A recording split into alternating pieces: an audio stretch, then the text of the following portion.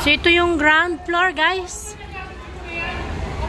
Yung second floor wala na. Nakikita na natin dito yung flooring ng third floor.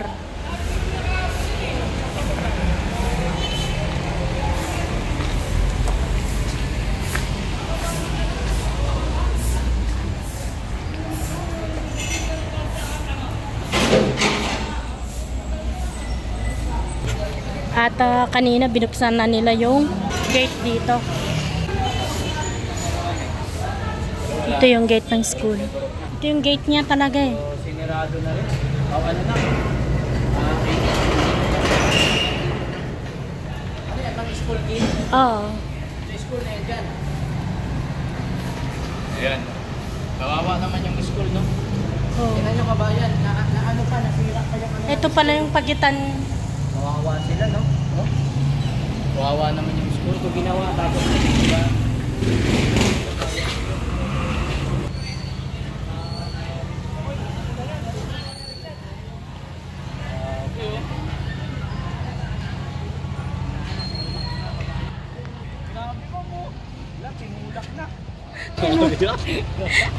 Tinulak na guys ah. Saan ba nila dadalhin? Bakit? Nangyari? Bumigay na yung ano? Ay bumigay na yung gulong. Sino ba nagtulak nito kanya ng maga? Kaya pala tumigil sila. Tapong magkaumaga. Wala na sila na talaga yung gulong niya. Pinabayaan nila. Wala na. Yan, laki na wala nila. Wala na, kakatulak natin yan. Ba't magiging ganito na yan? Ilang buong patatin dito, tulak ng pa ganyan. Hindi, palitan naman yun. Hindi, huwag naman pabante. Napatin naman pa ulit. Hindi.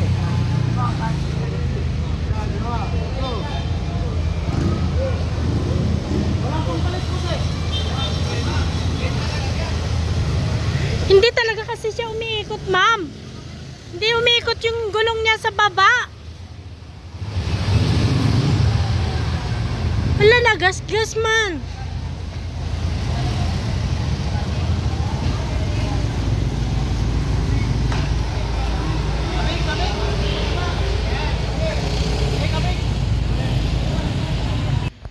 So, nilagay dito sa may tapat ng barangay hall para at least na babantayan ng mga barangay officials.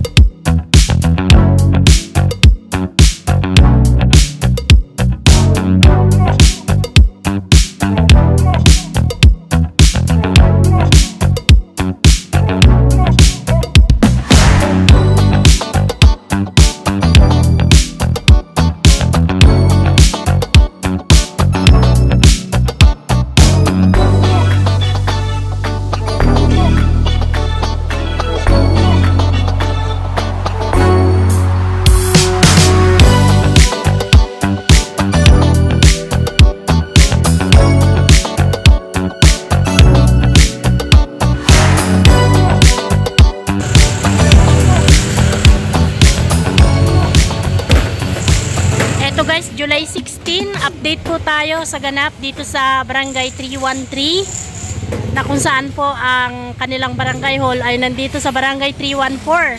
At ayon kay Congressman Joel Chua, sa interview niya sa media, nabanggit po niya doon mga kababayan na itong barangay hall na ito ay dumaan naman daw po sa tamang proseso. At inilalaan nila itong barangay hall na ito especially for senior citizen. At dinagdag pa niya doon mga kababayan na ang mga mag-aaral dito ay mas malapit nang makapagsumbong sa kanila kung kailangan nila ng tulong kasi nga magkatabi na lang yung eskwelahan dito sa barangay hall. Ayan guys, oh. Skeleton na siya. So nagtataka lamang tayo, sinabi naman na Yorme na wala itong building permit eh. Pero sabi ni Chua, alam naman daw po natin na hindi sapat ang lupa ng Maynila.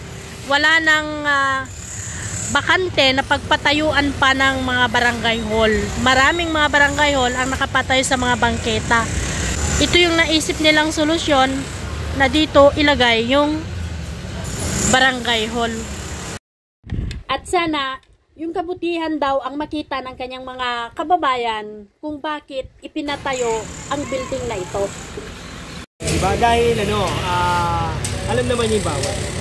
Ay, bilib ako dyan kay Chairman. Dapat natin. Aminado siya. Pwede naman sila maggagawa ng barangay hall na hindi ganito. Pwede silang gumawa ng hindi illegal. Dapat may sarili silang notice. hindi sir. Ito, hindi naman nila notice eh. Pag-aari ito naman eh. Kahit apartment kasi mag-rent sila kasi may kita naman barangay. Pwede. Oo. May era yung barangay. So, kung makasolicit sila sa... Laki na kinikita ng barangay. Ano ba naman yung umuha pa sila ng 10,000 buwan-buwan? Oo. Ay kung kaysa naman ganito, tingnan mo, ginastusan ng malaki. Oo. O yan, duro. Ay kung isang unit yan binili niya. Oo. yung 19 million na yun, ano yun? Barangay na yun. Oo. Marami na makinabang doon sir. Tingnan mo. Diba? Nasa aircon niya mga yan. Siguro naman yung mga tao nandyan. Barangay, kagawad, sekretary, pakuya-kuy-kuya-kuy kayo dyan. Ang ano yan, ang aircon yan, talagang full aircon, diesel, di ba? Hindi nila alam, yung nasa likod dyan, estudyante, kawawa. Ang daming nag-aaral dyan, wala namang aircon dyan, nagpapaypay. Samantalang sila, nagpapalamig dyan, papalaki ng mga bayag. Diba? Sumisingaw sir yung aircon, doon yung init pa rin sa estudyante. Ano? Yung init doon pa rin.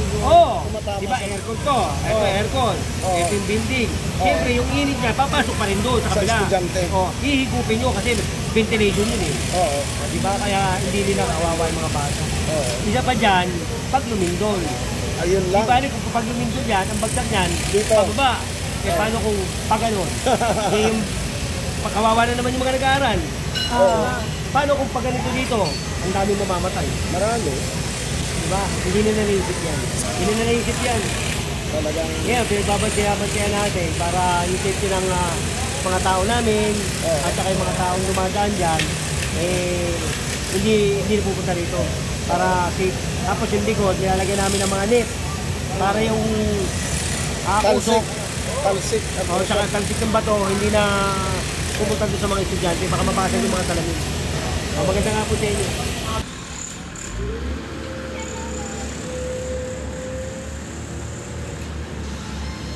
Patuloy ang hakot sa mga pinagbakbakan dito, mga kababayan. At i-dispose din ito agad-agad. Magtatapon na siya.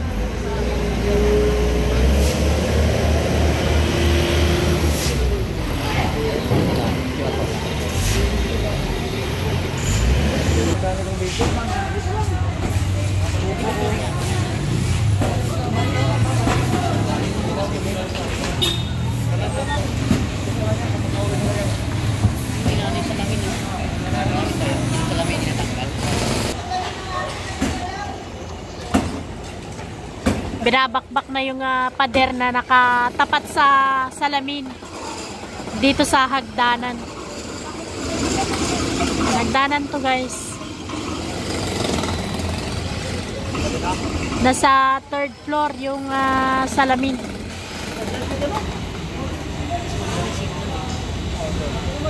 Dito talaga ba? Mahina talaga doon. Doon ka na-twisto eh. Dito kanina. Wala.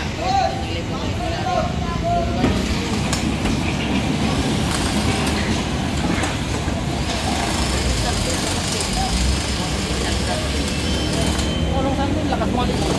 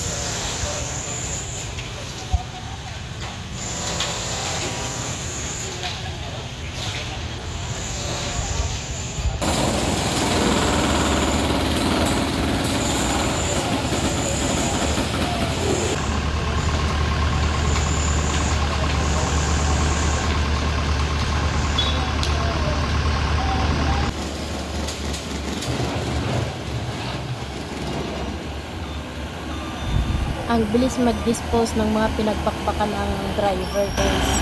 Dito na siya, pangalawang balik na ngayon.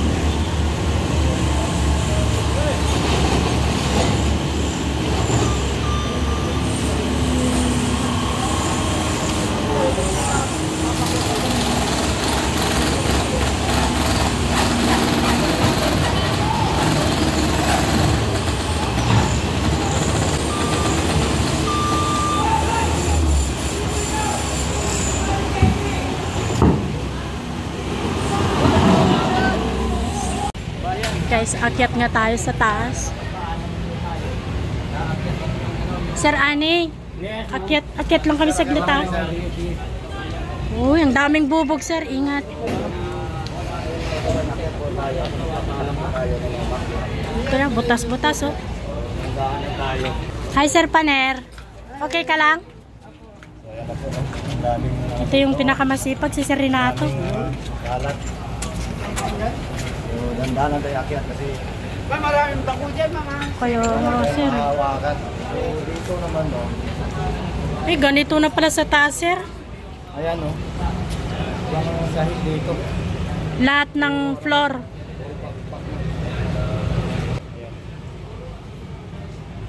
So ito yung sa second floor. So paano na kaya pag babakbakin na tong mga haligi, di wala na silang sahig na tatayuan? Wasak-wasak ang ceiling. Nakakatakot na dito kasi biga na lang pong natira, no?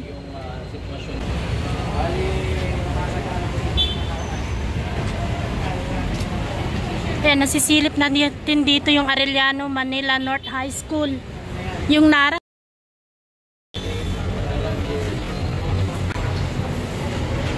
Kitang-kita natin dito guys kasi butas na oh. Oh, second floor lang ang butas. Yung pinaka floor. Ito yung third floor na guys eh. Ito yung nilagay nilang luna. Makapal. Makapal tong luna niya. Oh my God. Nakakatakot.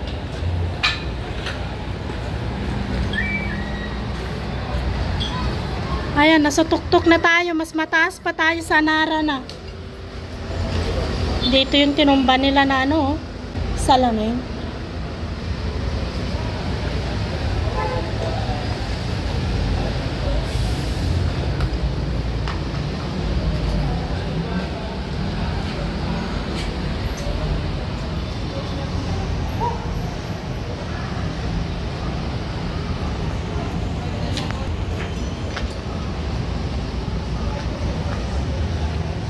Butas na pala to, sir. Dito.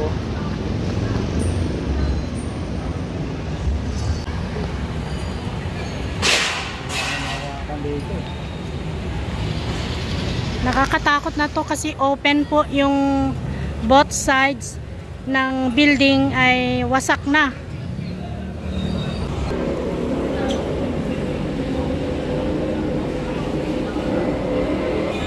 So, ang nangyari pala guys, itong katapat ng building ngayon ay hindi na ginagamit ng mga mag-aaral. Ang ginagamit lamang po ay itong pinakaitaas. Pero yung second floor at saka yung pinaka first floor nitong paaralan ay hindi na ginagamit. So, yung mga estudyante nag-move po sila doon sa mga rooms po doon. Dahil iniiwasan nila na baka may maaksidente na mga estudyante dito. Kaya inilipat muna sila sa kabilang room.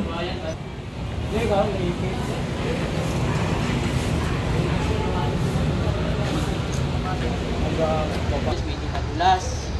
Bawa mga professional lang, yung mga mabibilis maglakad dito sir, no? Professional yan, magaling yan, hindi yan. Siyempre, yan. Tanging mga professional lang, yung mabibilis dito maglakad. Ano ko itatali? Ano niya ma'am? Open na yan. Ano, sir? Oo, delikado yan ma'am. Ingat ka, sir, ah. Yung madulas yung Ingat ka, huwag kang magpapadula, sir, ah. madulas yung test ma'am. Ako nga, sabihin ko lang yung sapatos ng anak ko. Ano, sira na ba? So, ganito na po yung sitwasyon ng building, ang barangay hall ni Congressman Chua, dito sa barangay 314. Wasak na po yung pinaka second floor. Ayan o.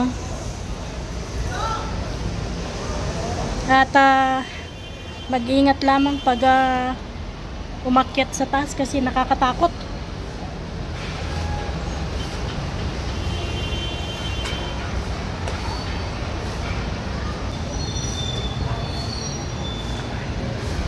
Mahaba lang tong building, guys, pero napakakitid, isang dipa ko lang, kaya halos hindi ka makagalaw, no? Nakakatakot. Yung salamin kanina, ito yung salamin, makapal pala, guys, yung salamin na nasa bintana dito sa may tapat ng hagdanan, makapal.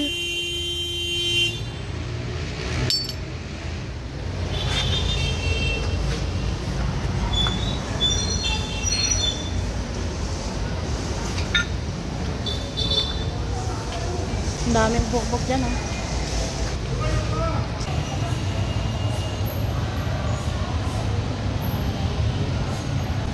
Ito yung tungtungan nila, eh. Ha? Tuntungan nila. Ito nga. Pinaka-scaffolding nila. Kaya hinay-hinay nilang ibaba. Bakit ito uwi pa nila? Babalik naman sila bukas. Baka nakawin ni sir, bakalin niya ang mga...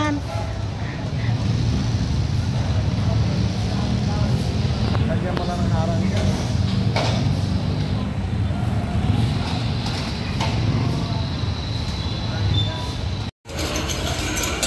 Hindi, tutulak na nila.